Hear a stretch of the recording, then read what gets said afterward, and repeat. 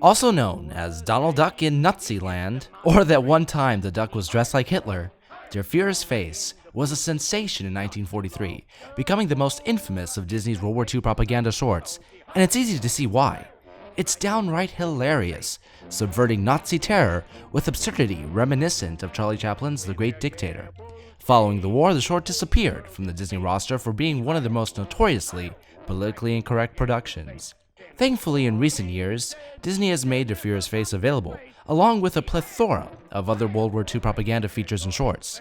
They are fascinating to watch, providing some edgy material not normally associated with the fairy dust-encrusted Disney studios. But is it required viewing? As I like to call it, Donald Duck in Propaganda Land, we have, quite honestly, one of the most contentious of the Disney animated features. It wasn't shown for over 60 years. I did not know at all what I was getting myself into, but wow. I guess I can't be surprised, man. I mean, seeing Disney, put down some edgy stuff. I mean, Dr. Seuss had his side too. All the places that you will go are not the most profound things that Dr. Seuss put down. So, I mean, I guess I can't be surprised that Disney has an edgier side too. I just didn't expect to see Donald Duck, rolling down with the swastika. That was a trip. Well, a lot of people don't realize that at that particular time in Disney history, in animation history, film history, Donald Duck had surpassed Mickey Mouse as the studio's most popular character. He was the everyman. The U.S. government actually sent the studio a draft notice for Donald Duck. So he started a collection of shorts as the everyman U.S. soldier fighting for the red, white, and blue. And Der Fuehrer's Face is the peak of those shorts. It won the Academy Award that year for Best Animated Short. It's no wonder why. First of all, it's very interesting you mentioned that draft notice because we did it all wrong. Granted, this episode's probably at least a year old, if not two at this point, possibly. But when we drafted for Captain America in the Disney cartoon Avengers draft that we did, Donald Duck apparently belonged being Captain America more than your weak pick of Mickey Mouse. So there you go. Yeah, because Captain America has that terrible temper. I mean, listen, he went off on Iron Man pretty nice. I'm just saying. You mess with Bucky, mother beep, Anyway, no, So wait, Bucky is Captain America's Daisy Duck? Is that how we're doing this? I will confirm nor deny that amazing and probably accurate observation. Bucky, Ducky. It all makes sense now. Wow. This is getting out of control, and we aren't even 5. Anyway. No, but listen, this is the wrong sort of controversy we're aiming for in this episode. But that being said, no, even the dang bushes are cut into swastikas. Like the propaganda hits you right in the face, and the face, and the Fuehrer's face, right in the face. Okay, I had to get that out of my system. But no, but yeah, I had actually, this was my second viewing to prepare for this episode, and it's still wacky as hell watching Donald unveil himself in the Nazi garb. It just looks weird, probably should. I like what's going on there. It's a very effective message. Not for nothing, that song is rather silly, very clever, When Herr Goebbels says we own the world in space, the Heil, right in Herr Goebbels' face. They even drop in an HD a double hockey stick. Well, we could say it on this show. They can even drop a rhyme involving shells and hell, and very cleverly put a thong in place of it. Excellent stuff. It's the kind of creative stuff that you like to see in your propaganda, right? I mean, it beats the hell out of sitting at a microphone and just shouting out fake news. Not that I'm calling out anyone in particular, but that aside, listen, man, as edutainment goes, I think this is a strong piece of it. And to be honest, the actual dream sequence is the most tame part for me now that I've actually, in fact, examined the Three Caballeros animation. So there you go. Well, it's funny. I tracked down this short years ago, before it was even available on DVD, reading up on Disney history and just seeing the pictures of Donald Duck in Hitler garb and so forth. I was like, what the heck is this? I was fascinated with World War II. I was fascinated with history and Disney's place in it. It still makes me laugh out loud to this day when he's in the factory. And this is a gag that's lifted directly out of Charlie Chaplin's Modern Times, the gags on the assembly line belt. But the added pleasure, which is probably a strange word to use here, but the added pleasure of seeing the Adolf Hitler pictures coming down and Donald Duck being forced to hail every single one, and at one point having to do it with his tail feathers. It makes you roll over laughing every single time. It's a joke that's still effective. Every inch of frame in this short is peppered with gags and allegories that help define its message.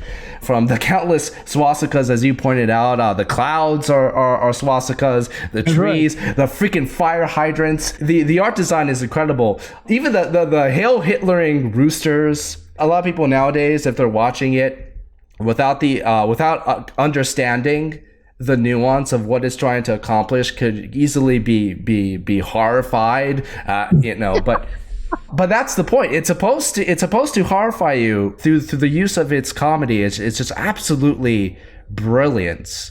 If I look at it as a work, as its own work, and Donald Duck as a character, I can't necessarily get upset because I saw Leonardo DiCaprio play Calvin Candy. So I mean, actors are going to play roles, and we have to be understanding of that. And Donald Duck is a character. It's when you're looking at a cartoon, you have certain expectations, I guess, because Donald Duck is perceived to be a children's character, so you don't think about a children's character donning the swastika. So it's different. Having watched it, I seeing how Disney did Hiroto and the whole Asian of it all. Well, everybody's a stereotype. Everybody's stereotype. Well, no, you're absolutely right. You're 100% right. It's a whole bunch of caricatures. That's what it is. It's just looking at it now, and seeing that we don't see a lot of stuff like that anymore. So seeing it, you almost feel a little uneasy whenever you see it on screen because, again, you don't see stuff like that anymore, but it was a lot more prevalent back in the day than it is now. I mean, you're right. We do see caricatures and that sort of thing done a lot less prevalent. Nowadays, the most we might get is the occasional severed head of a president being portrayed, and not that that's right, wrong, or I have no problem with the exercise of free speech as such. I don't mean to draw any parallels, but it's a lot less prominent. But let's be honest, it's no different.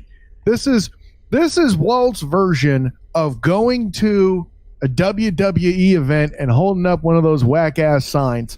I mean, you got Hirohito wearing the glasses, and and back when the miso Saudi bit was acceptable, which it obviously isn't now.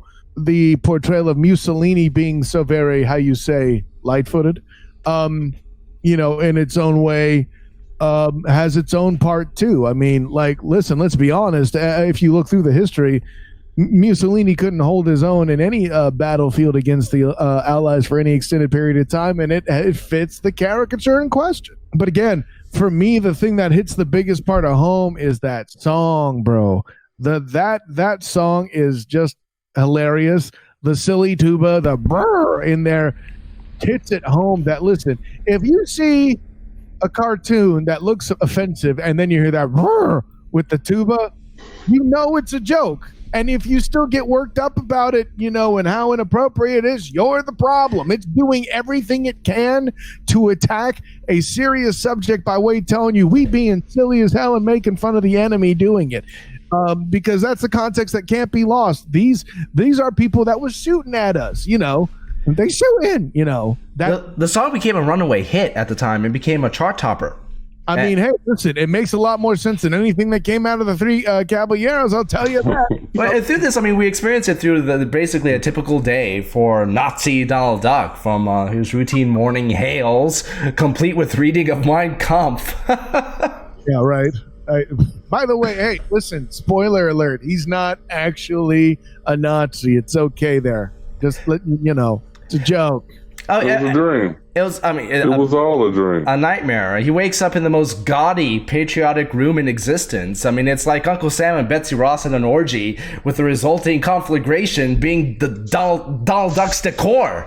Well, it could have been worse. Like, if it was made nowadays, in the background, there would have been a Team America World Police poster saying America, yeah. So there's that. Hearing Donald Duck actually say try to say a coherent sentence, "Am I glad to be a citizen of the United States of America?" in its own way is one of the funniest parts of the short. Am I glad to be a citizen of the United States of America? The one criticism I have is, funny enough, the aforementioned ending. You likened it to the Three Caballeros, which is correct. For me, when I first saw it, I felt like it was Pink Elephants with Hitler, but it's effective.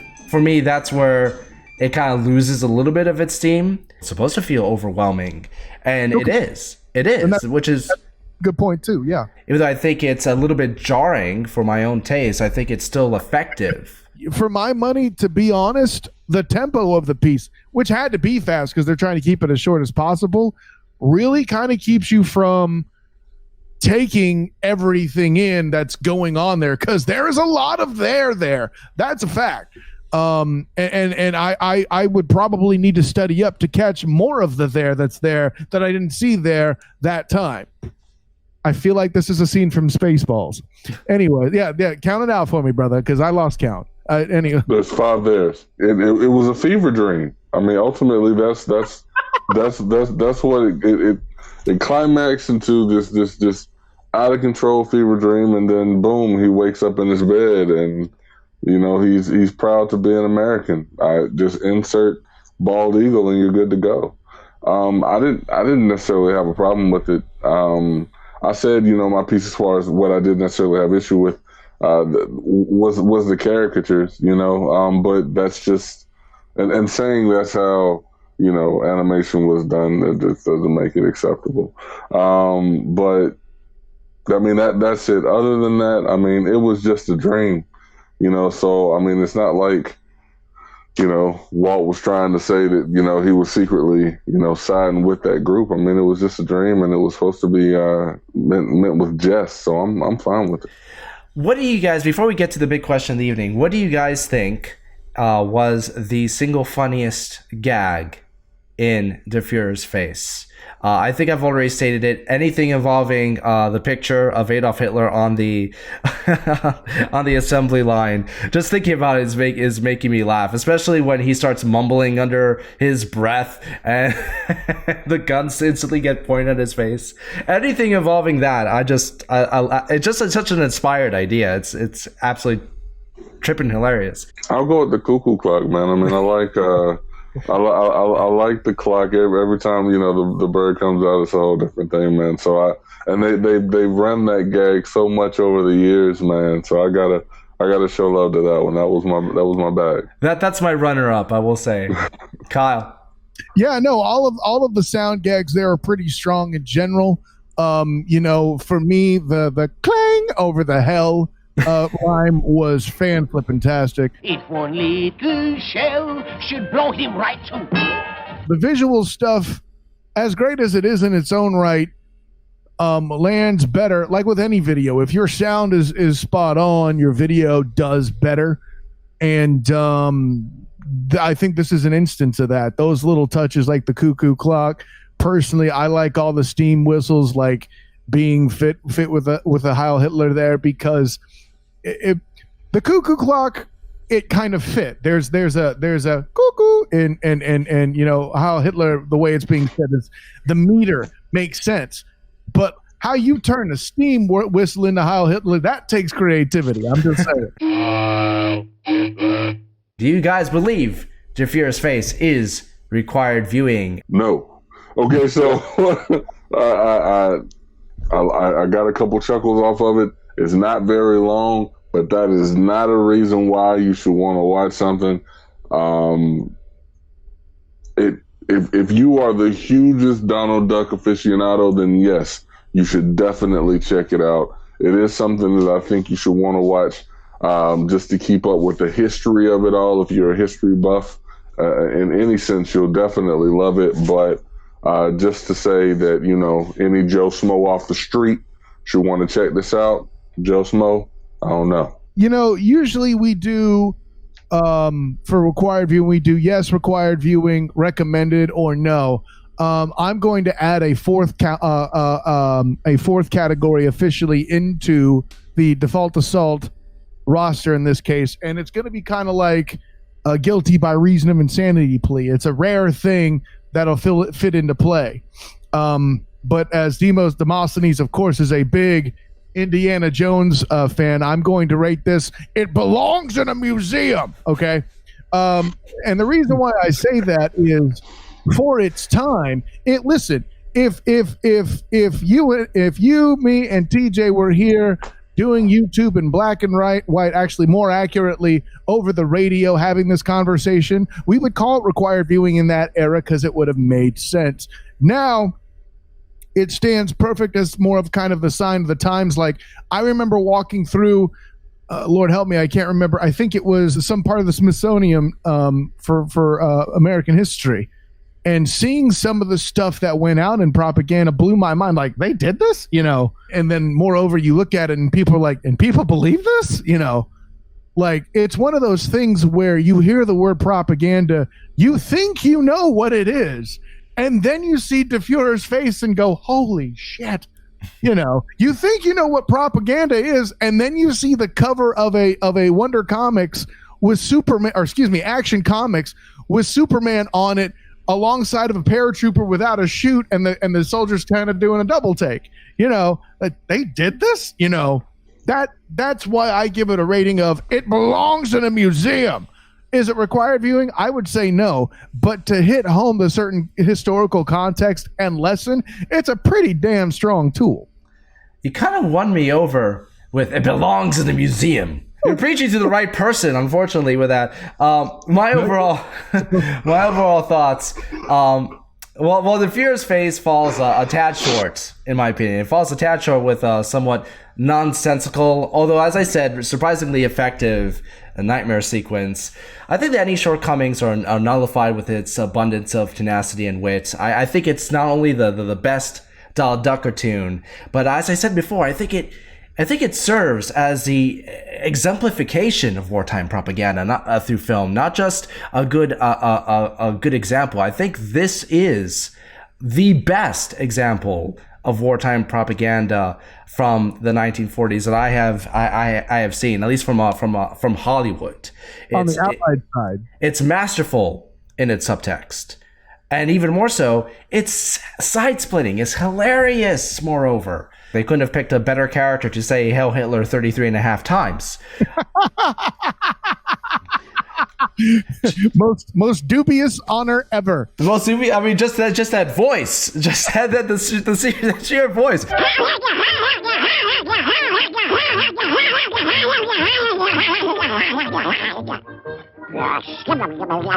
I think it is required viewing on a historical level. Belongs in a museum. If you're really into these characters, I think it's kind of important to see where they came from and how they evolved. And this is peak Donald Duck. This is one of the character's shining moments. Everything in the short works. It doesn't feel like it's 9 minutes long. It just buzzes by, and it has one of the best soundtracks out of any of the Disney shorts from the time, if ever.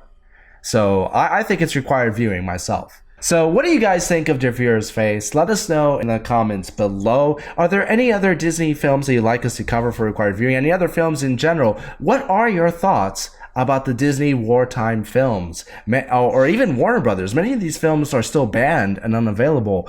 Do you think that we should be able to watch them and learn or discuss from them? Let us know in the comments below. Thank you, gentlemen, for joining us as always. Where can we find you for more fun, TJ? If you're looking for me, look no further than the gutter. I can be found at Tokeo J, TOKEOJ. Same thing on Snapchat if you want to see how I'm living. Dinner time every week. Great content there as always. I'm blessed to be on with you guys. And then I got married conversations with the Senorita Traveling Pants. The list is just getting longer and longer, but I tell you what, this is where I had the most fun, man. So holla at your boy. Of course, you'll find my sports musings on sportsmediapass.com, a product of Blue HQ Media. Of course, you'll find me writing some things on the Dolphins Wire of USA Today. And of course, oh yeah, I'm already here on Default Assault on a regular basis. Booyah. On Hilarity by Default. That's right. Shameless plug. This is the shameless plug section of every episode. It's allowed. It's allowed. But you know what I did forget? I forgot to do the anyways. Of course, you can find me on hilarity.bydefault.com. Fun stuff every single week. On Twitter, aka The Gutter, at Default Hilarity. And on Facebook and Instagram, Hilarity by Default. Join us here every day where life is hilarious by default. Even if you're saying Hail Hitler 33.5 times in a Disney cartoon. Which we don't condone, FYI.